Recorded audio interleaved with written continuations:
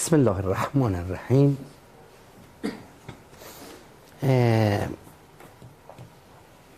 In the last time we said briefly about Kant. As I said, Kant is the most important philosophers in Western philosophy.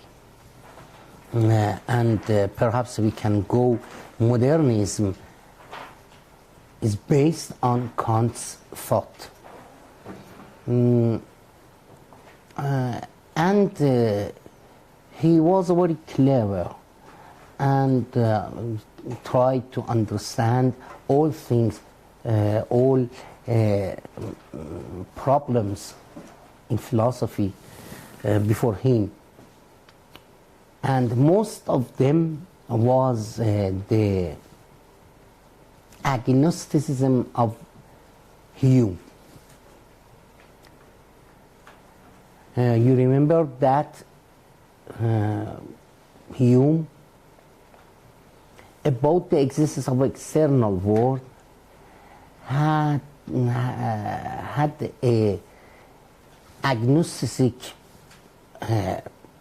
thought, and also he tried to analyze the meaning of causality in real world. He said that in real world we saw the cause and effect, both of them. The change of cause, the change of effects we see. But the relation between cause and effect as causality, as cause, we cannot understand anything. We cannot have any knowledge from the external world, from this matter. By analyzing the impressions that we have, we see that there are two things. For example, one of them is two things. One of them is cause, one of them is effect, and we saw both of them that they are coexistence with each other, and they have the priority to time. But causality, we cannot any causality in real world. Therefore, he concludes that the causality must be in our thought. Between our thought, yes, and our ideas in our thought, we ascribe causality to some kinds of relation. He tried to say something about these causality, but by this matter you cannot explain about the necessity of cause for effect, because if there was a cause and perhaps the effect conclude,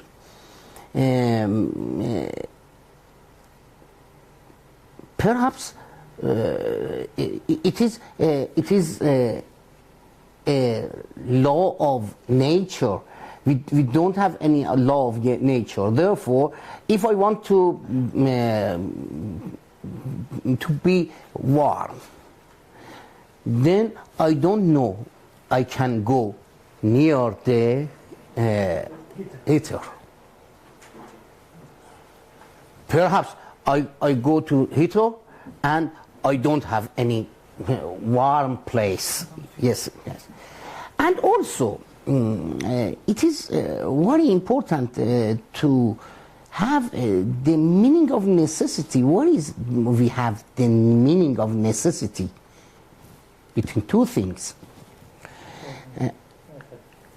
Not cause and effect. And necessity, necessity beside cause and effect. Where we have this kind of thought, necessity. And also, the most important problem for Kant was Newtonian physics.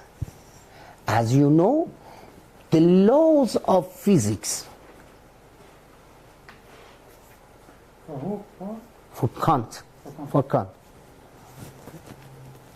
The law of physics is determined by some equation.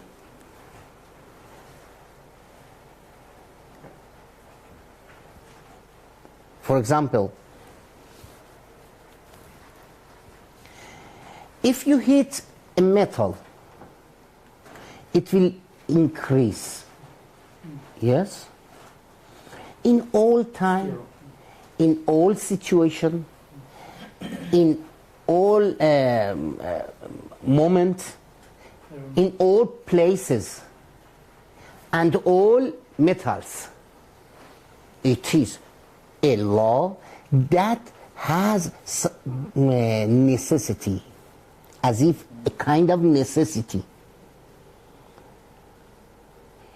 The question of Hume was important, that we cannot find any causality in real world, impression of causality.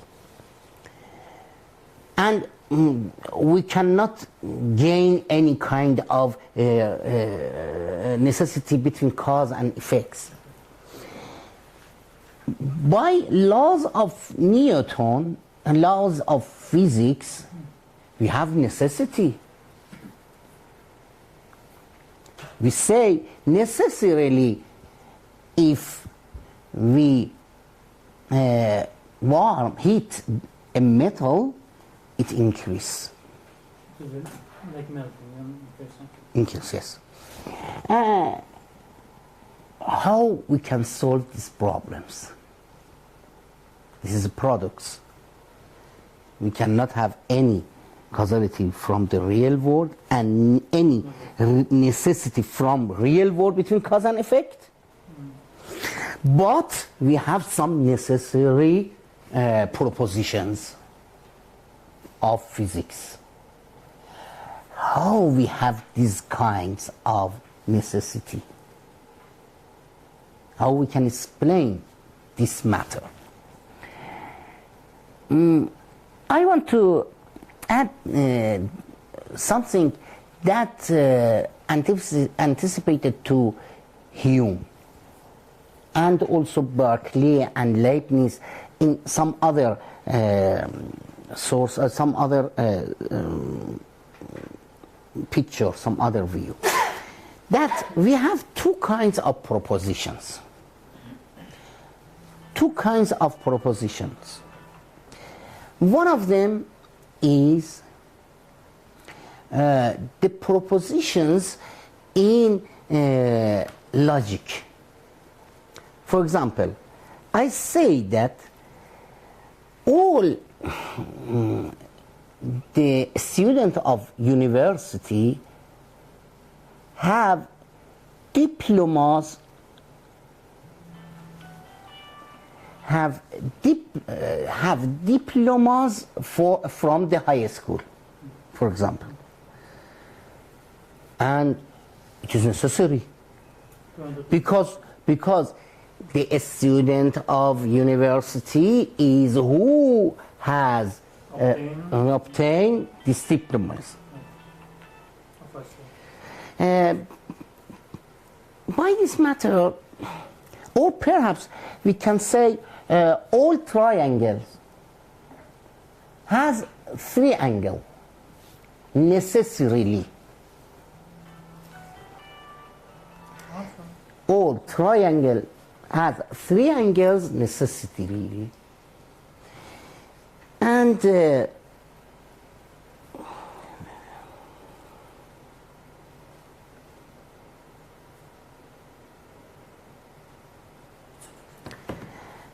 why you say all triangles has three angles necessarily? Why?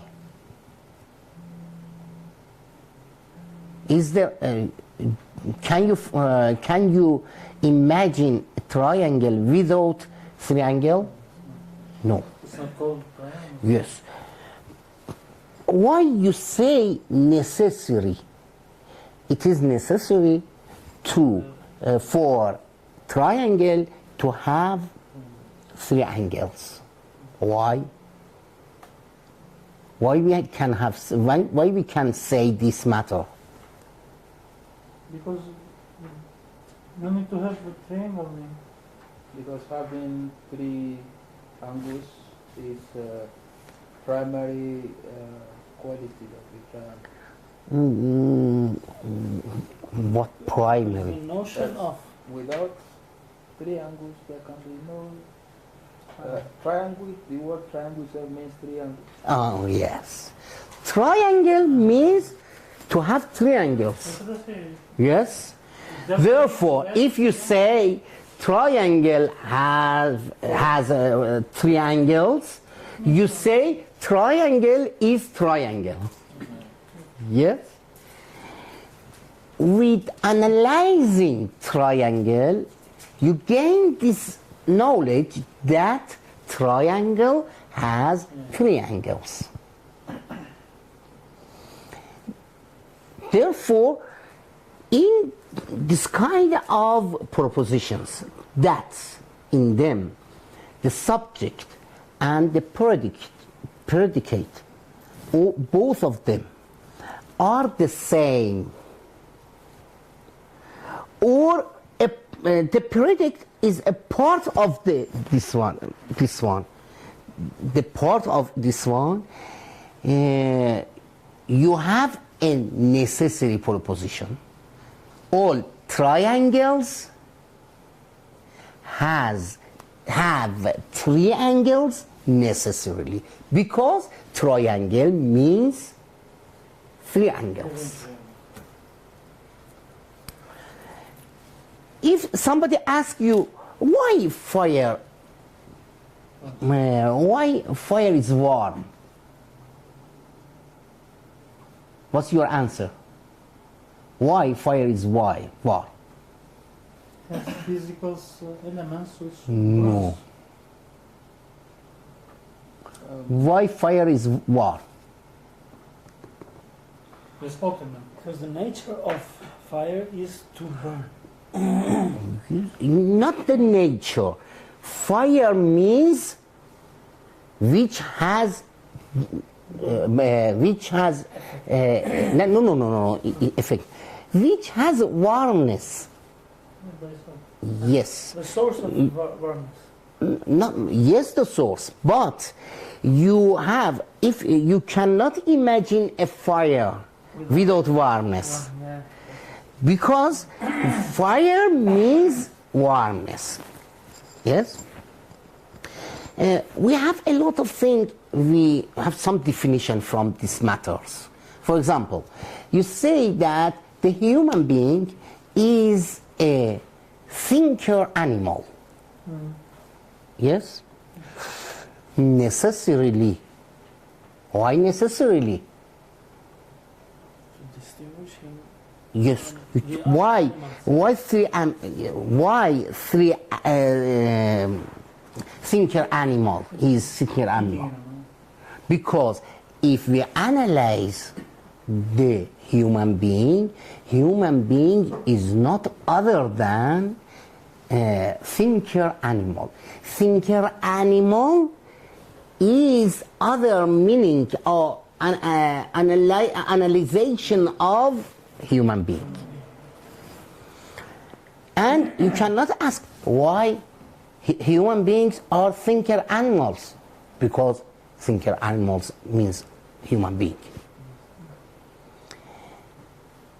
In these propositions, that the predicate and subject are, both of them are one thing. And in predicate, you analyze the meaning of subject. These propositions means or named as analytic propositions. The second one, No, the first one. No. It is in logic. Yes. The first one, we have some propositions. In these propositions, the subject and the predicate are the same, and we gain this proposition from analyzing subject without any referring to external world. Yes, and therefore we can say these propositions are analytic propositions. Analytic propositions, and we ascribe necessity to this predication. Yes, human being is thinker animal or rational animal, no problem. Thinker animal, what is mean? No. Thinker animals refer to Descartes. Descartes. He mentioned. Yes, he said that. I think saw. Therefore I am. Therefore I am. The soul, the nature of soul is thinking. And we are a thinker animal. Yes, no problem. We have these questions. By analyzing the subject, we can understand is it true or not. If somebody said that a triangle has 4 angles, we say no, it is not possible. We say triangle does not have 4 angles, or it is impossible for triangle to have 4 angles. Therefore, the impossibility and the necessity we can find in analytic propositions. But, yes, but if we say that for example, that thing is brown. Yes. It is better that the wall is white. Can you gain the meaning of whiteness for wall from analyzing the wall? No. And the meaning, we cannot find anything in wall that we ascribe to it as white. Whiteness is a predicate, and we predicate this to the subject, but we cannot gain from the analyzing the subject. We must go to the external world to experience. We say that we see that the wall is white. With these propositions, we must have some predicate, some subject, and combine both of them with each other. My book is yellow. My book. Yellowness is something, and my book is another thing. And you combine, synthesis both of them to each other. These propositions named as synthetic propositions. It's very important. Analytic propositions, and this is synthetic. Those are two under the proposition in logic, yeah? Yes. No. In logic, we have analytic propositions. Yeah. If we try to speak logically. In physics, we have synthetic propositions. The second one, the proposition in physics, yeah? Yes. In physics, perhaps, but what is important is that we cannot gain the truth of the matter through analyzing the subject. We must go behind the subject in external world, in experience. Analytic propositions was in Yes? which field? Analytic propositions. Analytic proposition was those propositions that the predicate and subject is the same, but that in synthetic proposition the predicate and subject are not the same.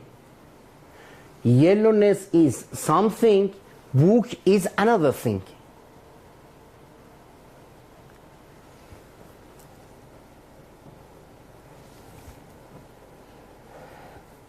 All propositions we have in experience, all propositions are synthetic propositions. All propositions in experience that we gain by our experience, we have them by our experience, are synthetic propositions. By analyzing, we cannot understand something of this.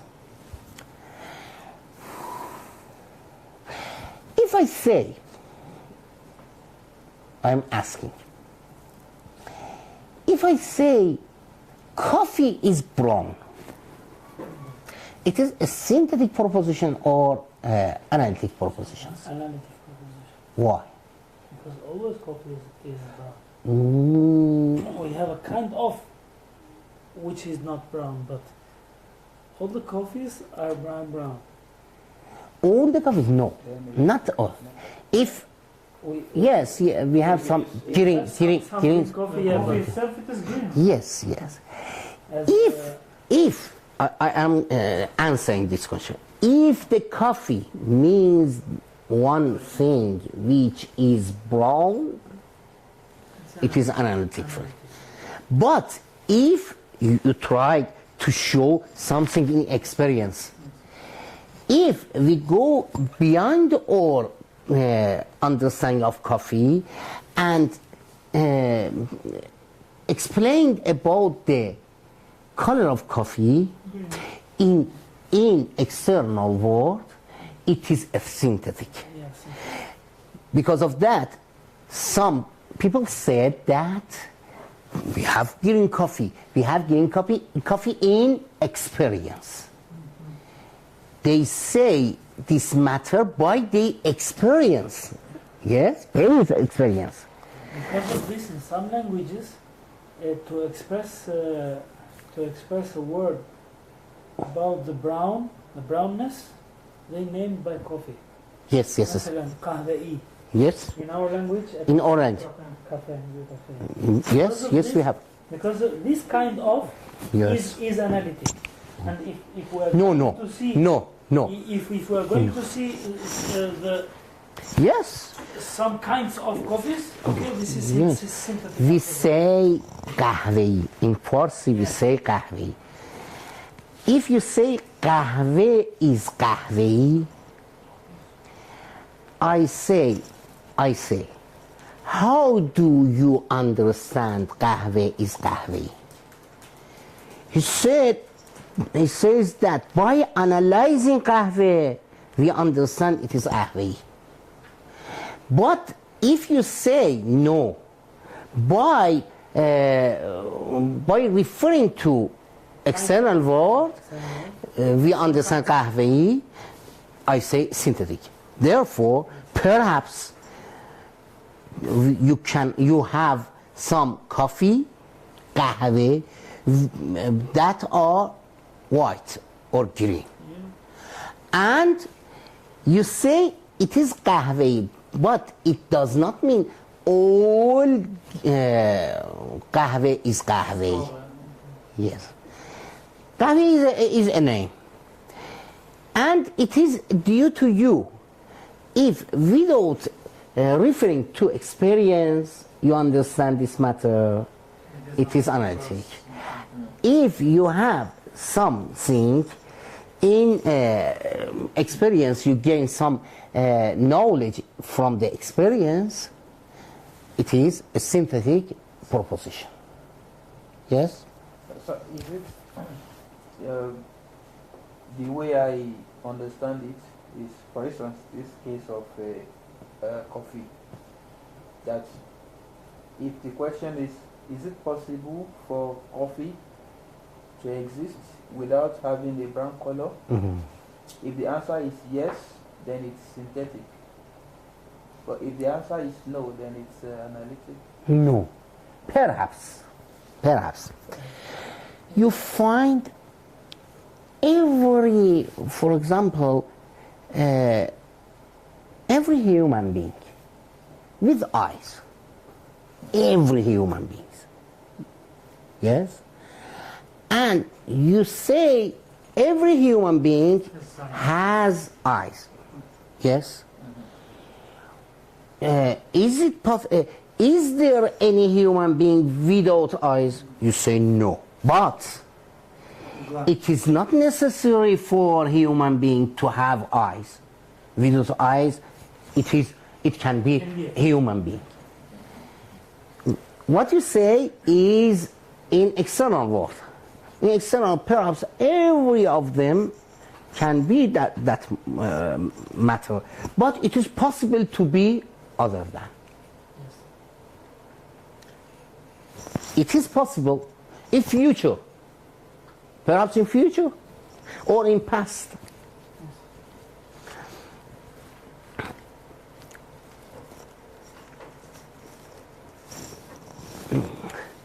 By this matter, I want to say that we have propositions, synthetic and analytic. The analytic proposition is a priori. A priori means without going to experience. Synthetic propositions are a posteriori, after the experience. Therefore, we have two kinds: a priori analytic propositions and a posteriori synthetic propositions.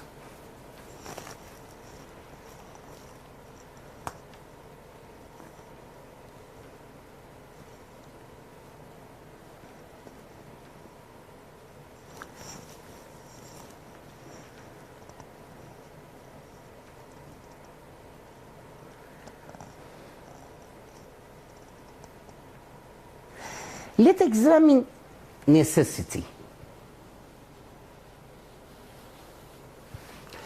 Let's examine necessity. We have necessity in analytic propositions, a priori analytic propositions. Yes? Necessity is belonging to a priori analytic propositions. If you say man is man, necessarily, because both of them is the same. We say hu hoviyat in Arabic. Yeah? Hu hoviyat. And we say it is necessary that a man be a man. A glass be a glass. A glass is a glass necessarily. And if you say something about some parts of glass, you say that it is a part of the glass, but it is just the glass. Therefore, you say the human being is animal. Animal, only animal. But necessarily. Because human being means thinker or rational animal, and you say that not rational but animal. Animal is a meaning in human being. Yes? In these situations, we have necessary propositions. Yeah? Necessary propositions. But if I ask you, is there any necessary propositions in external world or synthetic propositions? Can you find any proposition in experience that is necessary?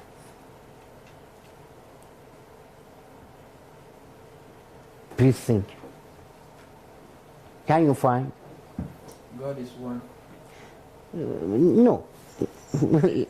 God. Besides, no. Without God. No. Iran is a country. Iran is a country. Iran is a country. Is a synthetic or analytic? It's Synthetic. it's synthetic. Synthetic. You said that you. Analytic and became synthetic. If you say Iran means a country that is surrounded by some other countries, therefore it is analytic. Yeah? But if you want to know more about Iran, you must go to experience. It will be synthetic. Please say some synthetic propositions, a posteriori synthetic propositions that you can ascribe it to them, to this proposition, as necessary. Honey is sweet. Honey is Sweet. sweet. It is the same. Honey, what is the meaning of honey? If you gain this matter by meaning of honey, by analyzing meaning of honey, it is analytic. But if you say it is in the external world, honey is sweet, it is not. It is possible that in the future, in 100 years after this time, you can find some honey without sweet. Is it possible? Is it possible? Yes. Yes. Why no? It's not. Why no? Why no? Because it's honey is by nature. Yeah, if you say honey is a sweet, therefore it is analytic. You answer me. Is it possible in the future? No. You say no. If you, why it is not possible? Because honey means what is sweet. It is analytic purpose. But if you say no, perhaps it is possible. Yes? It is possible. And is it necessary for all human beings to have 2 eyes, not 3 eyes?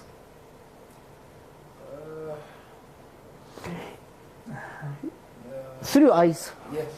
Yes. It is possible. Perhaps in genetic something changed and you can find some people and infant with 3 eyes. Perhaps it is possible. It is not necessary. Yes? We have a verse, a Quranic verse. Every humankind must have given 2 eyes. Is given 2 eyes. Is given 2 eyes, but it does not mean there is no human being without eye. There are some people without eye. Yeah, No, it is as a human being, God in normal situation, God says human beings have two eyes. In normal situation. And therefore, let we go to causality. Let we go to causality. If I say that if you hit a metal, if you hit a metal, it will increase and it expand. It's better. Increase, yes. Expand is better. And it is in all situations, all times, in the future, you know that it is, if you burn or perhaps hit some metal, it will increase or expand. But it is, if you say it is necessary, it is not an analytic proposition.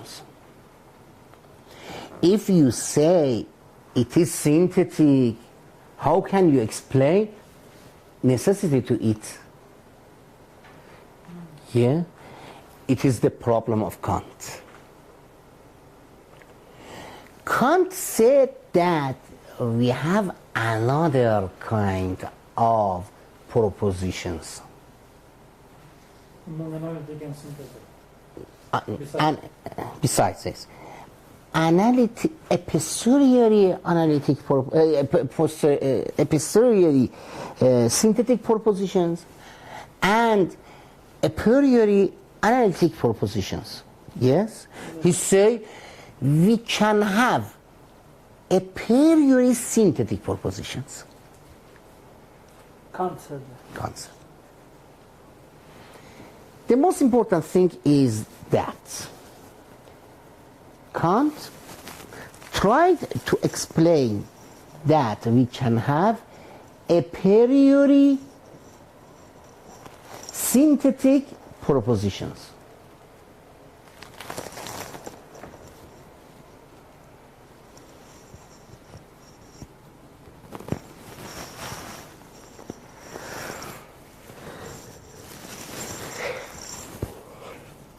Which means necessity, for example, or causality, or being existent being, and something like this can be ascribed to something, but these matters is not an analytic one, because causality is not in the heat, for example. Heat does not mean causality. But you say that causality, you say that the heat causes the expand of the metal. Yes? It is necessarily, but not analytically. Not analytically. It is necessarily and not analytic. It is a synthetic. If you say that, we can find a kind of synthetic, a priori propositions. And Kant tried to explain all the philosophy of Kant is explanation of these kinds of propositions. What kind of propositions? A priori Synthetic. Yes. A priori synthetic propositions.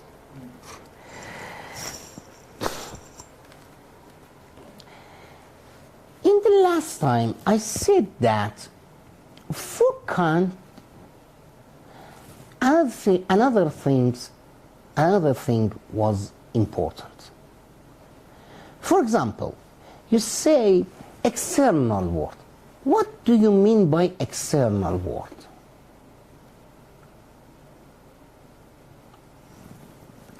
can't try to explain it.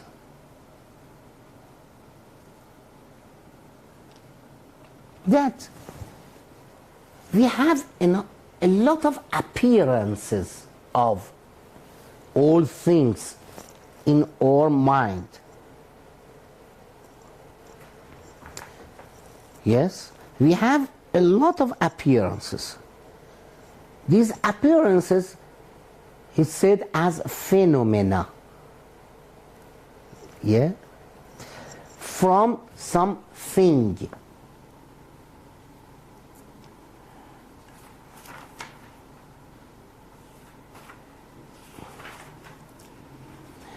He said that based on Berkeley's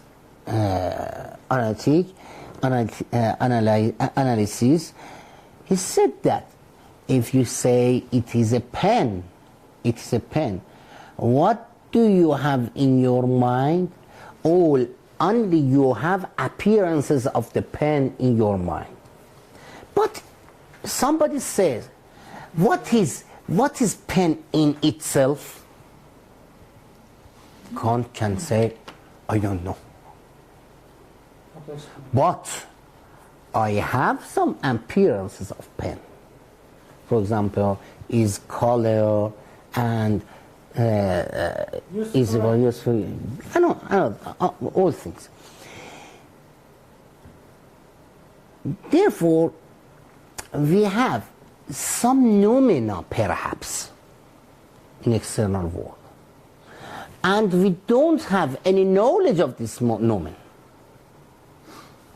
We have only the knowledge from appearances, phenomena.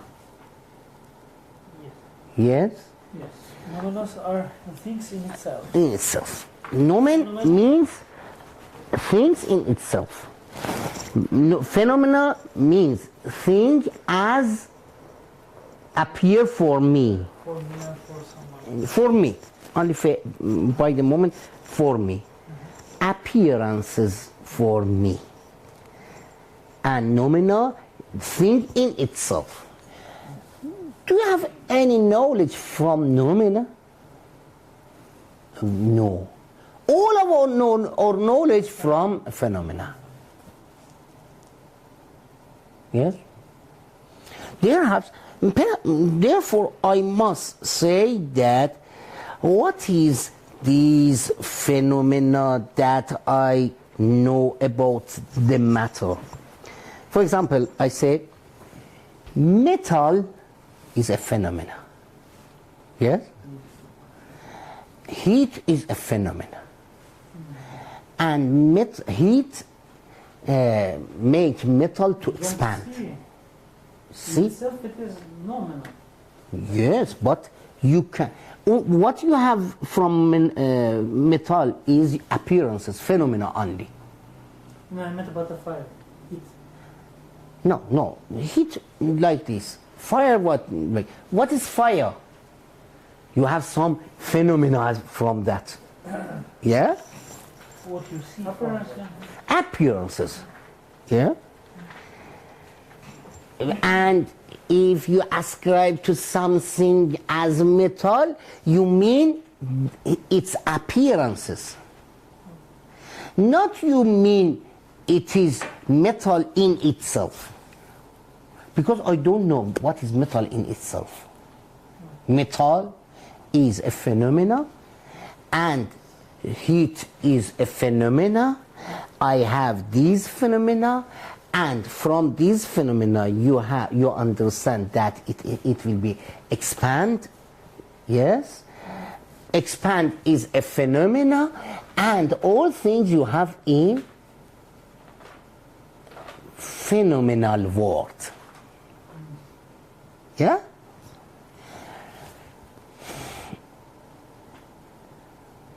If you say causality between both these two means causality between phenomena. Because yeah. each of them treat each other as a foreign, as an outsider, as other. Other. Yes, other. Means But outside. we don't have anything from causality of thing in itself. We don't only knowledge from thing in itself, nomen. If you say this matter, therefore you must find causality or necessity in phenomenal world, not nominal world.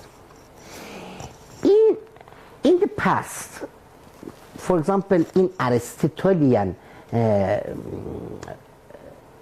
physics and metaphysics, you say that the human being is an animal,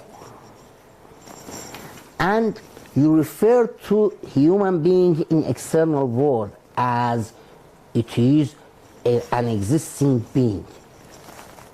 Yes? And you say that these are two kinds of relation between two things. For example, you say there are two people, one of them is brother of the other. Brother, both of them happen in real world as a realist. And you say that this man is brother of this man in real world. Or perhaps you say that if the metal will be heated, it will be expanded. Yes? In Aristotelian physics means that in real world there is a metal in itself and it will be expanded. But Kant said that based on Berkeley and Hume, that we cannot understand anything about thing in itself. All is a phenomena and things as appear for me. Yeah? Why say that? Because in Aristotelian physics, for example, as Hume said for Kant, you cannot show the relation of causality. Yes? Causality, if I put it in table, it is a cause and that is an effect. You cannot, the causality, you can show that it happened and another happened. But the relation we cannot show. We don't have any impression.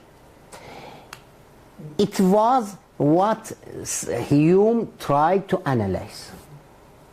Yeah? Maybe the relation is because that is happening in the time. That happening in time? Time, yeah. The relation is time, maybe. Yes, the relation is time. The causality is time. Causality, I say causality. We were talking about relation. Relation. Cause they have effect. perhaps. Cause and effect because Yes. it's happening in time. Yes, it's a posteriori and a priori in time. Yes, Yeah. but it is not a causality. Everything, there are a lot of things in time that, for example, I have this pen in my hand, I put it here. After this matter, he said that, No. yes, it is a posteriori. Space, maybe. No, Place. Causality we cannot find. Causality we cannot a posteriori in time. Perhaps we can find coexistence in each other in one place. We can understand, but we cannot have any meaning of causality from this matter. Kant said that if you want to understand about the real world, I ask you, what is the real world? Is it other than no. Is it other than appearances and the relation of appearances? Yes?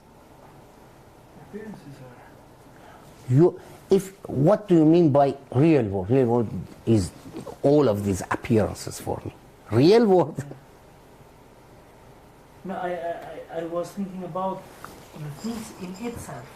Yes. Appearances Yes. we see. Yes. These are And floating to us. yes. And things in itself. But when you speak of real world, you don't mean things in itself. You mean that between these appearances for me, there are a relation. Yes? In themselves, I don't know what kind of relation they can have.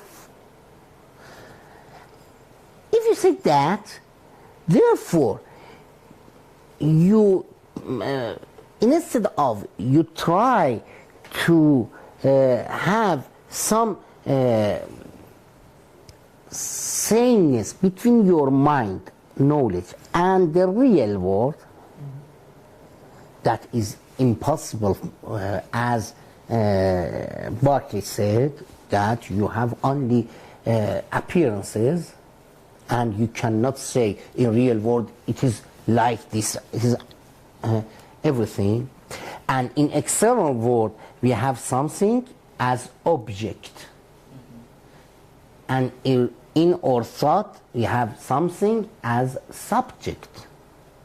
Between those, is there any relation between those as subject is the as object? Can't say that. What do you mean by external world? I cannot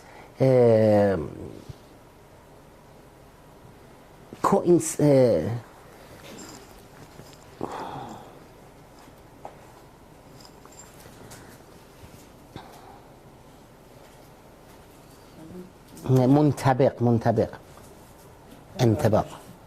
انطباق. Wait. No. منطبق is Correspond? correspond? Not correspond. Not correspond. انطباق is ينطبق على. No. Something will be just on the other. Like that other. They are same. No.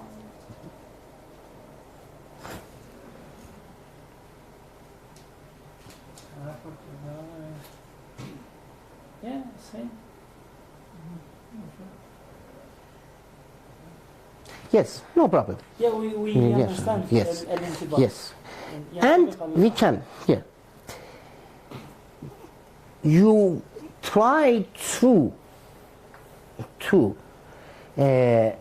ينطبق subject to object. Or apply?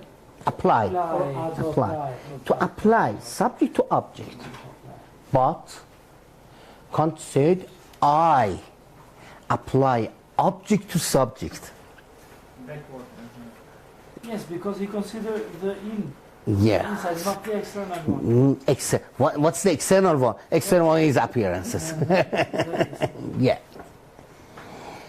Because of that, he said that it is a kind of shift. Copernicus shift. Copernicus. Yes. Yes. In Copernicus, the sun was the center of the world, for example, and the earth was surrounding him. Yes, but in before Heliocentrism. yes, Heliocentrism. yes, heliocentrism. But before Copernicus, in yeah. Galileo. No. Oglidos, no. in Greek. Greek, yes. Before, I'm sorry because I am in memory. I find the name of people very hard for me to remember. But before Copernicus, they said that the Earth is the center and the sun surrounds it. Both is the same. But instead of being center, Earth as a center, you make the sun as the center. Yeah? Therefore, Kant tried to say that we have only in this kind of subject, for example. Real. What do you mean by real? It doesn't mean real. We have only idea, phenomena. Therefore, he tried to say that I am a realist, because real is what appears for me. But as you know, realists who accept that there are something in real world that affects some others, and it is not realistic. Because of that, Kant said that my philosophy is transcendental idealism. It is a kind of idealism, but transcendental idealism. And although it is idealism, but it is transcendental. Why it is transcendental, I will explain later.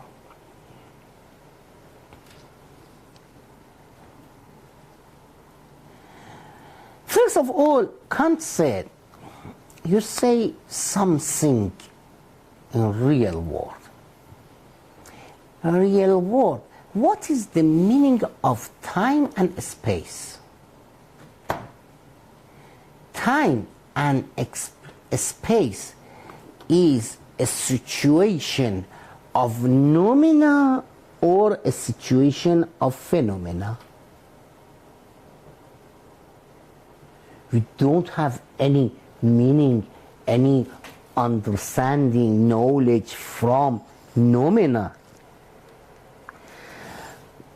Therefore, we cannot ascribe time and space to noumena. And we must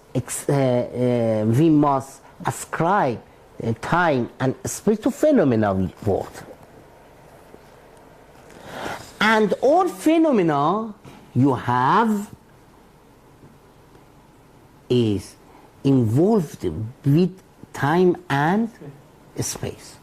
And he tried to demonstrate some reasons that there cannot be a real time and a real space other than phenomena. Time in itself. So can we understand that noumena is only just a concept? Only concept, perhaps. Only concept. Noumena, no. It is only something we ascribe only. After Kant, Hegel criticized this matter. And it's said that, Hegel said, if you say there are noumena and phenomena, it means that you know noumen. And that is, yes. This was the second question.